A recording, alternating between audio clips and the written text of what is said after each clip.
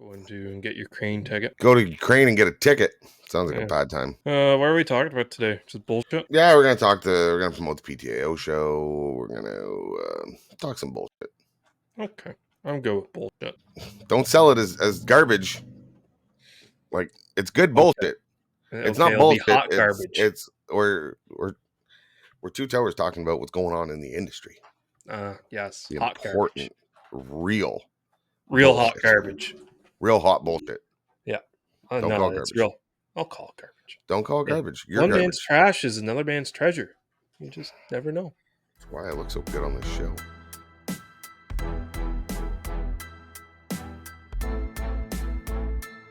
Hey everyone, I'm Brad from Calgary. This is Sean from Cambridge, Ontario. I'm Terry from Cornwall, Ontario. Hey, this is Larry from Pitt Meadows, British Columbia, and you're listening to the Towing Life Podcast.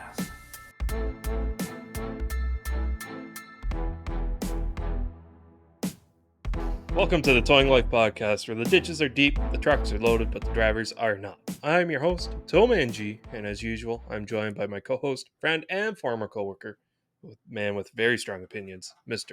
PlainGuy. What is going on, G? What is going on? Oh, just another day in the life on the Towing Life Podcast. Absolutely. What a day it is. It's a beautiful day. It's 30 degrees outside. For our American listeners, that's somewhere in the, I don't know. It's warm and nice. My igloo is fully melted. Mm-hmm. The moose has been put into the barn. And we're here recording another episode 146 of the Towing Life Podcast. Getting close to that 150. That's a decent milestone in its own, right? I guess. What would it be? 156 would be about 3 years. Math. Yes. 3 years. Well, 3 years is in August. 3 Yeah. years. We are coming up on our 3-year anniversary. I think it's time. We have not talked about this prior to the show, as most of the stuff happens. It's probably time to start looking at doing another live or doing something along those lines. Mm-hmm. It tends to be our anniversarial tradition. Pretty sure we're making up words at the same time. Yeah. But yes, episode 146 of the Towing Life Podcast. We got some great stuff to go over today. Shoot the shit of the two towers that have been at it long enough, just having a good time and talking about some fun. Before we get into that, it is a good time to mention, if you want to reach out, have your voice heard on the show, there's multiple ways that you can do it. You can visit us at www.towinglife.ca. You can email us at thetowinglife@gmail.com, or you can visit us over on Facebook by searching the Towing Life Podcast. If you are watching over on the YouTube side, if you are one of the lucky few that can sit down and have enough time to physically watch us on a screen, there is the option to like and subscribe and leave a comment down below. It's always appreciated, and you guys really do help push our content in the direction you so choose, unless we don't like it, and then we'll move it whichever way we decide. If you're watching on YouTube, your phone better not be in the gauge cluster of your truck while you're going down the road. Yes, 100%. We do not condone nor encourage that kind of activity. So, that being said, it's kind of exciting, G. We've announced recently over on our social media. I don't think we ever actually did it on the show, but it is confirmed, we will be in attendance once again for the 2024 PTAO tow show, which is the Professional Towing Association of Ontario's tow show, being held, I have it here, September 13th and 14th at Bingman's in Kitchener. It's a venue that they've had to host this tow show for many years. It's a great little venue. There's a lot to do there. Like around there's the Boston Pizzas, with bowling. There's all kinds for the family. You can camp right on site. They've got different, they have like digger games and stuff. Like they've got a bunch for the kids. Yeah, the only issue is that it's outside of the actual like camping season, so I'm not sure if everything at Bingman's is open, but they got mini golf and I remember the mini golf was open. The water park wasn't, I think. Yeah, the water park. Might be a little chilly in September anyways. Yeah, so if you are in Ontario or any of the surrounding, area, especially in the Kitchener area, I know there's some folks from Burlington, or down Buffalo side. It's a pretty close drive. If you're anywhere in Ontario, do not forget to attend the PTAO's tow show September 13th and 14th. We will be there. We are doing this year. So last year was funny. We brought merch to the show. We had brought the shirts that G is wearing right now to the show, not knowing what the consensus was going to be, what volume we needed to bring. No idea. We just I think brought we merch. brought like 12 or 16 shirts. Yeah, and some hats. Yeah. I think there was some hats, and we said whatever sells, and whatever doesn't sell, it is what it is. And my God, we had brought forms just in case we didn't have a size that somebody requested. And my God, I spent the next 2 weeks filling out orders. Yeah. What a success it was. So we thank all those that attended. We will be doing it again this year. The difference is this year, to make sure that we have what you need, we have launched a pre-order for the show. Right. Last thing I want to do is get there and not have the size you need. Some people, if they don't have it there, they're just not going to get it. I get it. Right. It takes time to mail it out. So if you are going to be at the tow show, you can head over to our Facebook page. You will see the link we shared for the pre-order. You can fill it out, get the pre-order done. We will deliver the shirts directly to the tow show. This year we are going with the same logo that is on the front of G's shirt, the Towing Life Podcast, and on the sleeve, as well as on the back, we are going with our porn star t-shirts. They were very popular. I got called out for one in Baltimore for having one on. I remember that. So it's and a brief description is towing saved me from being a porn star. Now I'm just a hooker. I'll put a logo up on screen if you're on the YouTube side. Absolutely. We can also go, like I said, you can visit our social media, find the pre-order page, and go there and get it. You'll see the t-shirt right there. A lot of big sponsors, which is great to see for this year's tow show, right? You've got your usual big players, Eagle Towing, Abrams, you've got CTS Cargo, you've got TowSoft, you've got, Abrams Rescue 51, Big Hook Towing. A lot of towing companies have even supported to help make this show as much of a success as possible. And they've got a lot of great stuff going on this year. I was going through kind of the itinerary, I guess. And, I see EV training seminar, panel discussion. They've got their yearly AGM. That's for the membership side of it. Canadian Towing there this year? Yep. Okay. You do not need to be a member of the PTAO to attend this show. So if you're out of province, out of state, whatever it is, you do not need to be a member. You can come. There's a $5 fee to get in. If you are a member, if you're not a member in the province, you probably should become one. And it's free for them. You've got a meet and greet on the Friday night. We always enjoyed that down at Waterloo Brewery, right? We've gone in, we have some drinks, mingle and shake hands with, a lot of the big players in the industry, and not just, this isn't just where like sales reps are trying to wine and dine you in, just towers. Just towers having, I don't know how many late nights we spent out at tables having drinks with people at Waterloo Brewery, just, discussing all the fun time we've had. So that is on the Friday night. Saturday, they do a memorial procession parade. We had filmed a bit of that last year for the fallen. The tow show opens. There's a show and shine contest, which has always turned up some great competition. There are some beautiful trucks that show up at the Ontario Tow Show. There's a seminar on RSLA, which is Liens, Repair and Storage Liens Act, to help towing companies move forward with collecting payment on vehicles and how to put liens against vehicles and how to ensure you're going to get paid. A silent auction. There's a speaker, I'm not too familiar with it, called Unstoppable Tracy. Not sure who that is. We will look into that. There's a women's luncheon. My wife has attended that before. So it's an event dedicated to women in the industry, right? Women supporting women in the industry. We know that this is a male dominated industry. I think we're seeing big changes and like shifts to that. Like, I think you're seeing a lot more women come into the industry. So it's a great time to get together with them, discuss maybe any struggles they've had, any, how to overcome any issues they've ran into, all of that good stuff. There's a weights and balance session and balances that I think that'll be good in Ontario recently with the requirement to enter scales. A lot of emphasis has been put on how to properly scale your tow truck and what your truck can legally do. And then later on that night, there's an award banquet with Bill Nouveau. I don't know who this one is. unusually entertaining. Last year they had a magician. You didn't go to the banquet last year. No. But last year they had a magician. Mhm. And it was like a magician and a mentalist. Mm.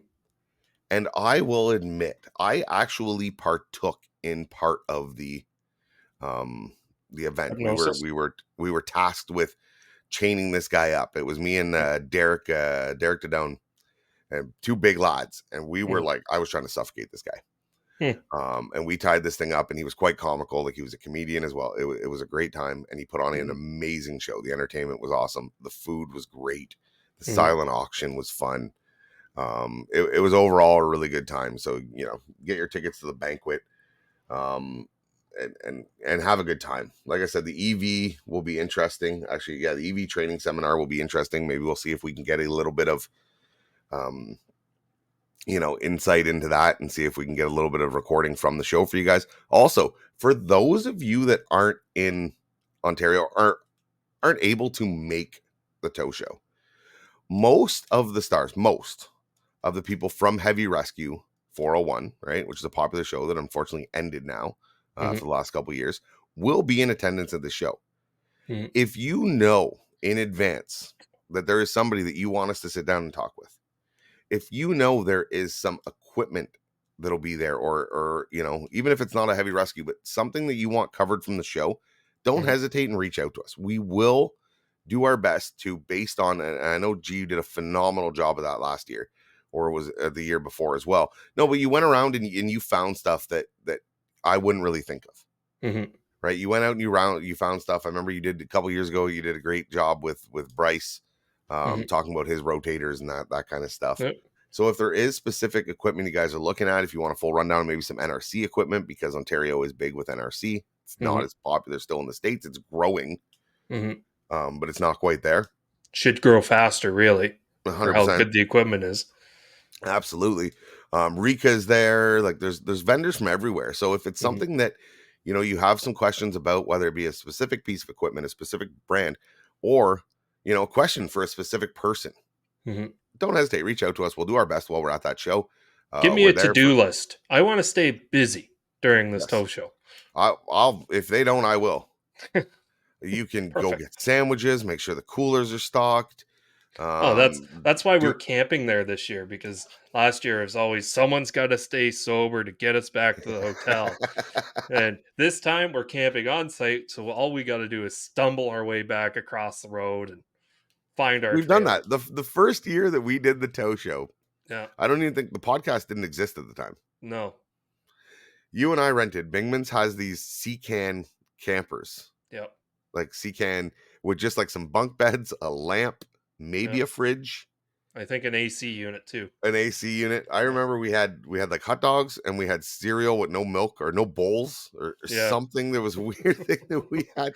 We looked like two college. Minute. I know you were already planning. I was like, hey, I want to come to that. And you're like, and I already had the cabin, the container cabin. So we looked like two frat boys on a camping trip with nothing in life figured out. Yeah, and that was some of the best nights. I think we're out shooting the breeze until like 1 a.m. getting kicked out of the parking lot by security. Yeah. Because the owner of said trailer that got pissed on his own trailer, and that got us. Okay. The owner of said trailer was there. I was the one that went to take a piss. Oh, you're the one that got us kicked out. Yeah, right? So we were at a tow show, and we were hanging out by the back of one of our trucks. And again, we were staying on property, so we'd not condone drinking and driving.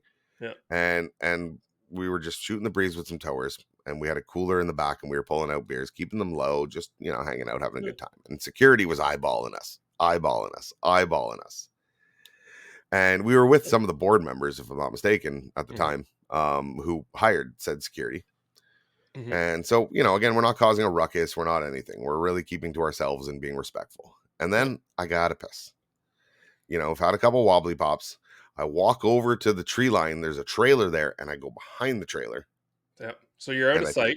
Out of sight. You break the seal. Yeah, and I break the seal. Yeah. That security guard was so fast to come over, and that was the final straw, apparently. That was what broke the camel's back. I've been letting you guys get away with this, but that's it. And I'm like, what? First of all, it's his trailer. Yeah. He paid you. And like I went in the bush behind the trailer so that like, what do you want me to do? Just pee in the middle of the parking lot? Like that would be grounds to absolutely get me out of there right away. Let me just jump in my truck and grab a piss jug out of the back, piss in the jug, and then throw it into your parking lot so you can pick it up tomorrow. Yeah. And then, we ended up back at the cabin and we stayed up till whatever time shooting the breeze and everything else. It is really a good time. I really enjoy these tow shows for that. I find you can see people you haven't seen in a long time. Mm-hmm. You've got, we know towers have stories. That's the whole origin of this show. Mm-hmm. Right. And we've got some of the tamer ones compared to some of these people that we meet from like Northern Ontario and everything else. Mm-hmm. And you can just have a conversation, just towers having a conversation. No one's pulling it out and trying to be the biggest guy at the show. No one's doing any of that stuff. It's just wholesome towers getting together. That's why I think these shows are so important, Mm-hmm. right? In an industry so divided, 2 days to get together and have a good time, right? It's you and I, it's the one time a year we get to record in person together. Yep. Right. And if you haven't seen last year's show, it was one of my favorites that we did from the hotel room. We were laughing. We had a grand time. We're both under the influence. 100%. Yep. But we had a grand time. The year before that, we did it from that same hotel, but in like the restaurant because we didn't have a room big enough to do a recording in without sitting on our beds. So yeah. So if you haven't already, like, mark it on your calendars, September 13th and 14th. Down in Kitchener, Ontario, Bingman's Resort. It's like Bingman's family camping and something. Yep. There's a lot of hotels in the area. G was the genius that told me I had booked a hotel. I found it a little pricey. I went online at Airbnb after he gave me the idea, found an awesome little B&B nearby. And so we'll be at the show all weekend. Like I said, submit your stuff. You can email us at thetowinglife@gmail.com. You can head over to the website, towinglife.ca. There's a comment section. There's a contact us section right on it. And you can also, like I said, down over on the YouTube side, send us a message on Facebook, whatever it is that you want to do. We will be more than happy to oblige, and be sure to get your pre-order in for your t-shirt to ensure that we have your size when we get there. I don't know how much past the pre-order we're going to bring. We normally bring a limited inventory. Again, we are a lower budget show. I am not going to go invest in $10,000 worth of clothing to be sell stuck it with at one show per year. Exactly. So get your pre-order in. We'll get that equipment ordered. I think it's going to somewhere be around the end of August that the pre-order is going to close. Just due to the fact that we've got to get it produced and packaged and ready to go. So yeah, I'm excited for it, G. I really am. Yeah, like I was looking at the hotel and I was like, oh, that's going to be expensive, especially since I wanted to bring my dog, right? Because that's what we want to do, me and the girlfriend. We're like, oh, okay. So then we started looking at Airbnbs. It's like, that's not really fair to the dog. Maybe we should just leave it. And I was like, I do have that house trailer that I could drag down there. And the cost savings to you're going to get eat a site. Fuel. Yeah. It was like, well, the cost savings between the hotel, because I think the hotel is going to be around $600 for 2 nights, and I would need to stay for 3, right? Yeah. We should really stay for 3 because the start of the tow show for us to set up is Friday morning. So you want to be down there in good time. And so you're looking at 3 nights. So you're going to be close to almost $1,000 in hotel stays. Plus, if I throw a dog fee on top of that, it's going to be like $1,200. Airbnbs are a lot cheaper, around $400-$500 for the 3 nights. But I could order a campsite at Bigman's with electricity and running water for like $200 for 3 nights, and the dog's free. Like, you can keep the dog at the site, and he's not cooped even up if I spend house. an extra $200 worth of fuel in my Cummins dragging the house trailer down, which I'm not. It's $400 for a 3-night getaway for like a trip, plus your food and your everything else. But like, it's just a great, you can make it a fairly low cost venture because to enter the show, it's $5. You get to hang around with a bunch of towers and just shoot the breeze with people you know, people you haven't met. It's a great networking opportunity, and it doesn't have to be an expensive getaway. It can be if you want it to be. But it doesn't have to be. You can do it on the cheap. They've got containers there that I think are like $75 a night, $50 a night. You can even tent camp there if you want. Like there is options. There's options for it, and it's in September. It's still early enough in the year. The way the weather goes nowadays in September, like I've camped plenty of times in September. You can make this a cost-effective trip to head down. One of my biggest complaints I had over the previous years, and this didn't just go for myself, it was multiple people, was the food on site. There was never food on site. Remember that? Yeah. Well, this year they've listened. They brought in food trucks. Mm. There will be food on site. Oh, that's got me excited. Yeah, there was alcohol on site last year too. Remember, they opened up that little window. They Yeah. had pizza. Like, they finally convinced. I don't know how they pulled it off. Mm-hmm. They had pizza and they were selling beer and everything else. It's a really good time. Mm-hmm. I can't explain enough. It is an annual tradition we've been doing for at least the last 5 years we've done. Yep. I think COVID might have played a little role on one of them, one or Mhm. two of them, just like it did everything else. Yeah. But yeah, no, if you're in the Ontario area, like, I travel. What's the travel for me? 7 hours? Something like that. I think it's Yeah. like 7 hours for me to travel to go, and I still make sure to go every year. It's almost far enough for you that you could justify a flight. Oh yeah, 100%. It's right on that borderline. If our airfare prices were similar to the States, Mhm. I would be flying. Yeah. Yeah, I know some people who actually own airplanes fly to this event to a Yeah. local airport and Yeah, so do I. get shuttled around. I end up having to pick them up. I picked him up a couple times, seeing him walk off with his suit over his shoulder, walking away from his little Cessna, and like, we're in different tax brackets. All I'm saying. Yeah. I'm trying to get, I want to take my company truck just to save my fuel cost. But yeah, no. So head over to the website. If you want more information, you can always head over to the Professional Towing Association of Ontario's website, which is ptao.org. You'll find all the information there with all the different seminars. Our logo is down there. They have once again called us on their website Tow Life Podcast. I mean, close enough. I'm not going to split hairs over them calling me the wrong name. They've been always very good to us, and they've taken care So of us. what if at they every miss show. the ing? The They missed the ing. Yeah, it's just Tow Life. Yeah, and but I mean, what is a couple letters among friends? Yeah, you can be Tow Life, and I'll be the ing. You'll be the ing. Yeah, I'll be the ing. You'll be the silent partner in the back that nobody sees. Yeah. No, it is a good time to head over to that. There was a story that I said I wanted to save for the show, and I don't remember right before we started talking. I said, never mind, I'm going to tell it on the show. Oh, I remember.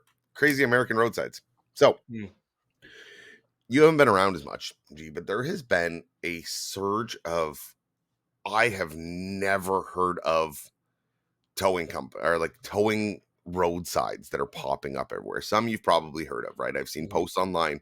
Nation Safe Drivers is one who recently has been reaching out to us. Urgently has called, but they're always American, like state to state, which is obviously something we can't do being a Canadian company. I've never actually seen them have a call in Canada, not to mention all the things I've heard online about them. I do not want to deal with them with payment. Yep. It was a post that brought this to my attention. I was, on social media the other day, and I seen a post about someone complaining about roadsides, which is, I mean, you can find those posts everywhere on the internet. Every other day you see one. Yeah. And, the post was a little jarbled and I felt uneducated. But that being said, they were like, we can't keep doing these roadside calls. And they were referring to these companies, these Nation Safe Drivers, these urgently INA, I think is another one. There's a couple of them, and it seems like they're multiplying. Yep. So you can do these roadsides, and we do these roadsides, but we do these roadsides at a retail rate. Right? Like, if you call me for a tow out of the blue, it's at the retail rate. So I had a roadside recently, which did not make sense to me. They gave us a call and they said, we've got this vehicle broken down in this city, and it's going about 1 kilometer or 2 down the road. This city is an hour away from us. So, like a good dispatcher, our dispatcher took the information and said, we can gladly help you. Let me put together a price for you on that. So he puts together a price, right? Don't forget, about 100 and some kilometers en route, hookup fee, flatbed fee, tow 2 kilometers. Yep. Comes back with a price, I don't remember what it was. Let's say $400 and some. Roadside accepts. No problem. It was for like a transit a small little transit van that is for like a massive chain corporation, right? One of those ones you would rent per day, not U-Haul, but something along those lines. My dispatcher, accepts the call and goes, "What do? I don't have anybody available to go that far away for that one right there at this moment." I said, "No problem." I make a call to a local company, company that I deal with plenty. I said, "Hey, this is what I got. Are you able to help me out on it?" And he goes, "No problem." I go, give me your rate. Like, charge me what you got to charge me. He gives me a rate that's about a quarter of what I charged. No problem. Yep. Consider it paid. Right? Yep.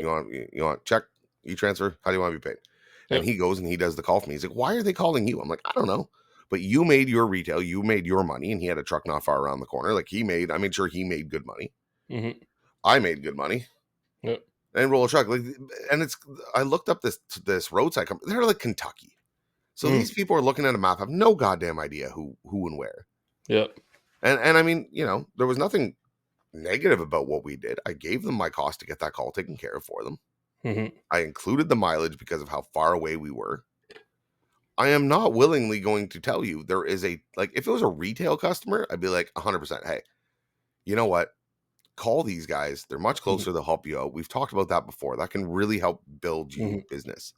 Yep. But these roadsides that are being built to try and profit and everything off these things, if you're going to call me for a call 2-3 hours away, I'll give you a price. And I was worried. I'm like, now the fight becomes getting paid by this roadside. The call was paid before we were ever on scene.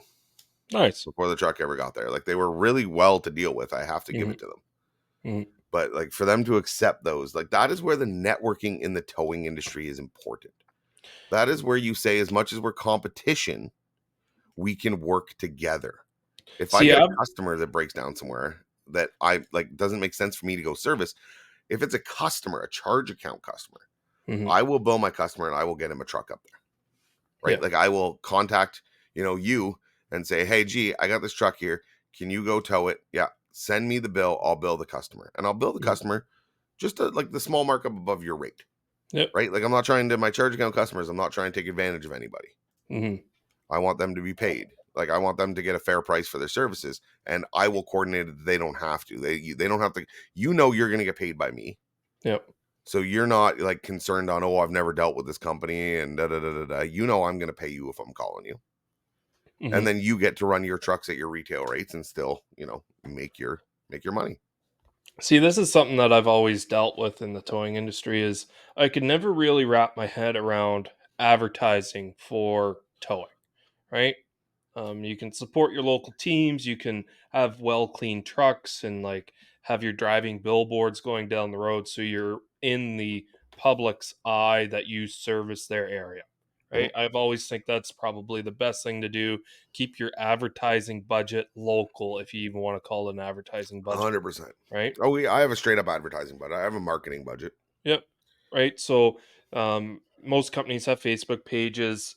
I've never really seen, and you see it in the towing groups a little bit, and like the big tow talk, where guys will advertise their towing company in there, which that doesn't make sense to me Yeah. because you're preaching to other towers. But anyways, it starts to make me think. So okay, you have this pop up roadside service provider out of the States, and they have no idea what Canada even looks like. They just know that we're America's hat. And when they type in towing in this area, well, if you have sponsored Google ads running, you might be top of the list. So that could be something where what happened to you, they call you for a tow that's an hour away because the other guy doesn't have their website set up to where it shows up on Google correctly. Because a lot of people will just type in towing near me if they need a tow truck and they don't already know who to deal with, and if they don't deal with a roadside. Yep. And then they'll get like the big guys that pop up who have the advertising budget. But then at the flip side, as a consumer, if I see that, I call this towing company because I typed into Google towing companies near me. They give me a price. I'm assuming they're local. But since it's a sponsored ad, they're coming from 3 hours away, and that's going to upset me. And it's probably also going to reflect in the bill or the wait time, right? But what's weird is like, and that's why I can't see it being that, because I just Googled towing in the city in which this call was in question. Mm-hmm. And I must have gotten, and I even filtered my search thinking maybe it's along those lines. I filtered my search to 4.5 stars and above. Mm. I am about the 30th On the list. Yeah. And it's, like I'm about the 30th on the and list. you have your search history revolving around your company anyway. And So of course, I've, Yep. it's a good time to mention I have a 4.8 star on Google with a 446 reviews. But yeah, I know, like, so I, you know what I mean? If anything, Google would push towards my company. Mm-hmm. And I'm still so far down. So I don't know how they came out. Like, I do not know. Yeah. But this is where, again, benefits of things like the tow show. You network with you network with companies in your area or companies from different parts of the province. Yep. You get to know them, Mm-hmm. right? I don't know how many times I've got a customer out of Toronto that'll call us and say, hey, my guy's broken down here. You guys able to take care of him? It doesn't make sense for me to send a truck down. No problem. Who am I billing? Am I billing you? Yeah, bill me directly. Okay, no problem. Yep. Right? I'll even go out on a limb in any towing company like that we've got some sort of contact with. Like if you're just Joe Blow out of the blue, maybe not, but I'll give them 30 days on the payment. Yep. You know what I mean? Like as if they had a charge account, because it's we get the industry. We do the same thing. I kind of expect in return. Mm-hmm. But you know what I mean? It's like, hey, my guy's broken down there. I don't want him to get screwed by some company. Can you go take care of him? What's the rate? Send me the bill. And then they'll take that bill, add 15%, charge the customer. Yep. Right. And the customer, it's good for them because the customer knows every time if I get broken down, I'm going to call. Like, I'm not trying to steal his customer. I don't want his customer to call me when he's in that area. That is his customer. Yep. Right. So the best thing you can have for your customer is when they call you and it's not an area you can service, or it's not whatever the case may be. It isn't just, hey, call these guys. It's no problem. I'll get that taken care of for you. Do the extra legwork. Yep. That way, every time the customer has somebody broken down, he's going to go through you. Yep. Right? Because he's like, hey, I know that if I call A123 towing, no matter where I'm at, they'll get me sorted out.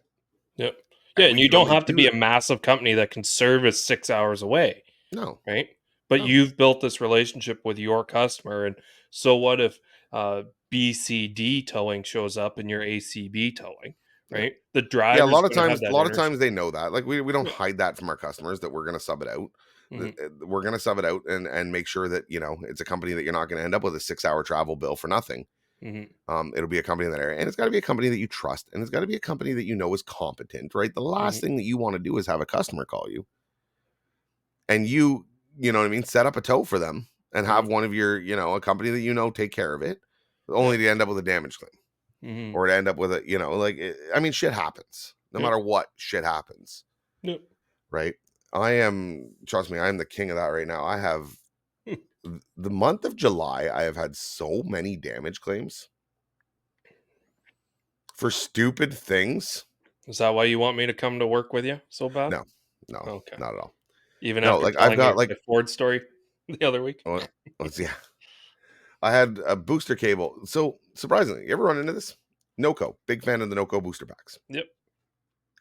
I still say there might be operator error on this one. I have yet to confirm it. It is what it is.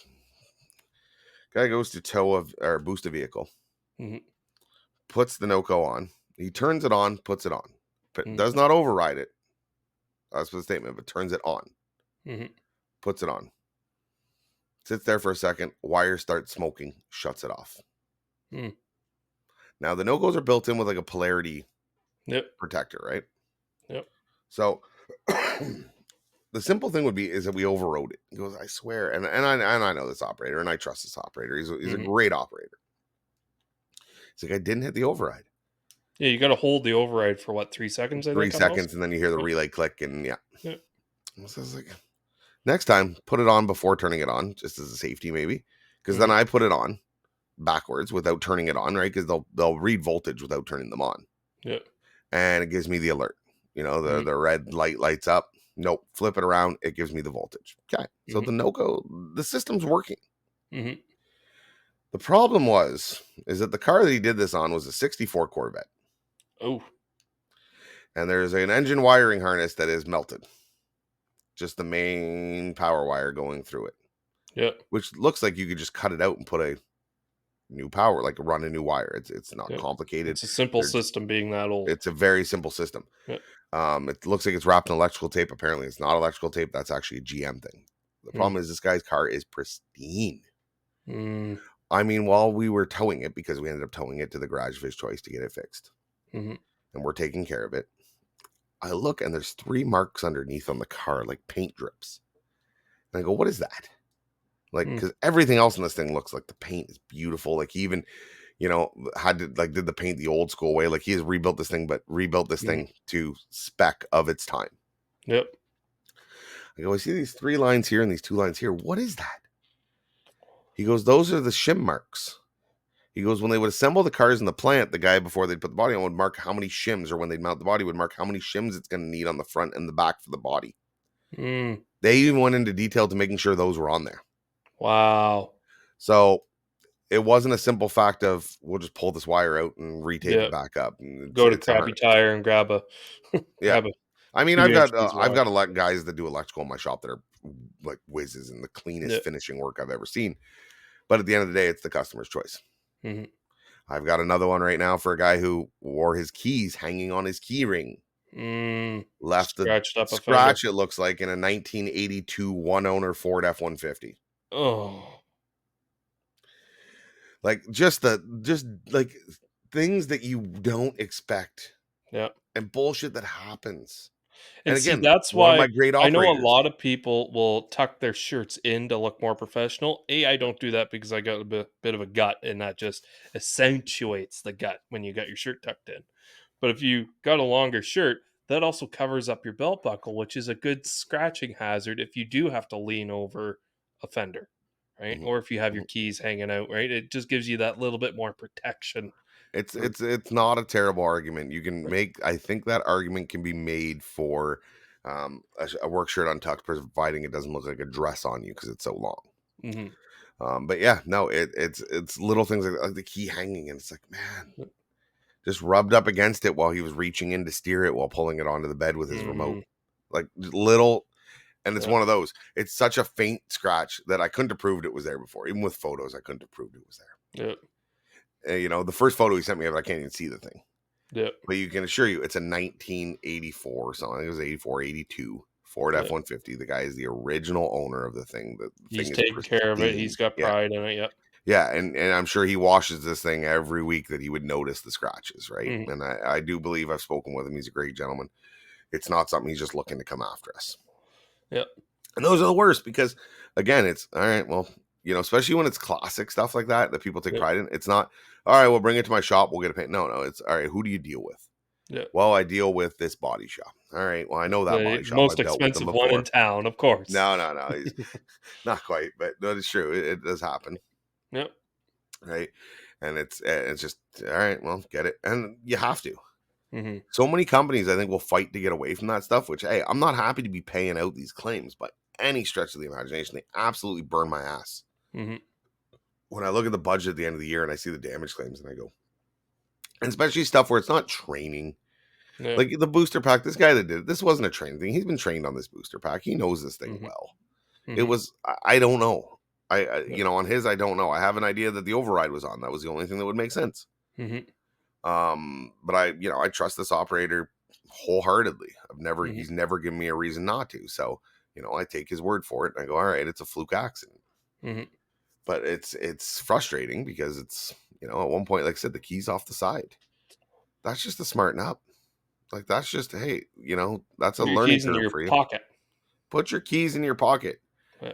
My keys are in my pocket. If not, they're in my truck. Yeah. Like, little things like that can cost you at the end of the day. I keep my keys on a lanyard. So whenever I'm working, I make sure that lanyard isn't hanging out, because when you're working around these things, you don't want anything that can grab you and hold you back, right? A lanyard, it's easy to get caught on, especially doorknobs coming in and out of places.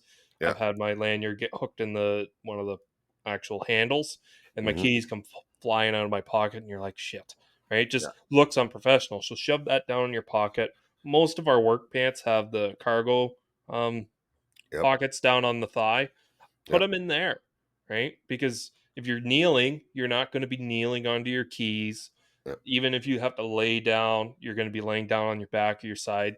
The cargo pants, you might feel the key a little bit, or just leave it in the truck, Yeah. right? I have guys that are so bad for that. They'll leave their wallet in the truck, which I'm like, no, that's crazy to me. But like I have, the cargo pants. I have my wallet on my right side Mhm. because I've got my wallet on the right side. I got my smokes on the left side, and Yep. there's a little pocket on the left side as well where I keep my wireless earbuds. Mm. And like I've been upside down in ditches. I've never dropped it. Like I've never had them fall out. My side pockets, I've had stuff like change in that, Mhm. a lighter or whatever fall out of there. Yep. But like these cargo pockets, I've never lost something. And trust me, I've been in some weird upside down situations where, a lot of times I take the stuff out if I'm going to be crazy only because I don't want to get wet. Yep. Isn't because I'm worried about it falling out. I'm worried about it getting wet. I personally love breast pockets, so you just put your stuff Hate right breast up there. pockets.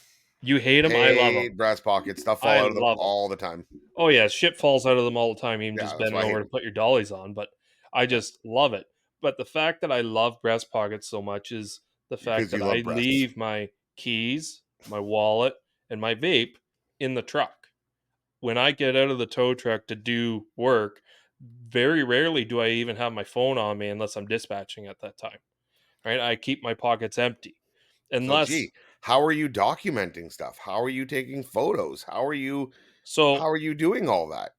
I would grab the device that's in the truck, I would do the four Oh, corner pictures, I'd put that back in the truck, right? yeah. I use a lot of older Android equipment to where the battery life isn't that great anyway, so it just always stays plugged in. Take Or it an out. iPhone when a new one comes out. Yeah. Yeah. Oh, you got a new update. Your battery is now 50% lower. Yeah. Um, take the 4 pictures or however many pictures, document it, put that back in the truck, grab my gloves, and then start hooking up the vehicle.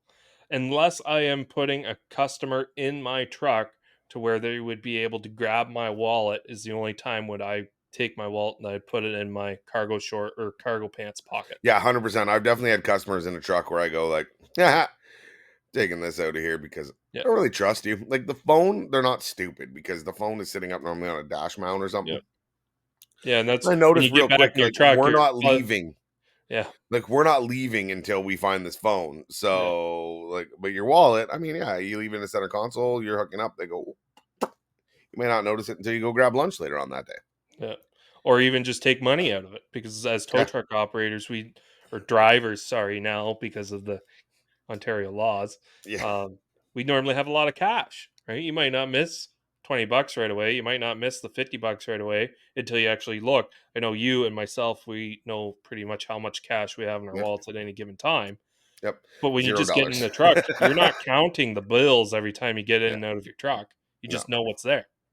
It's funny you say that we're tow drivers now because of the Ontario law. Yeah.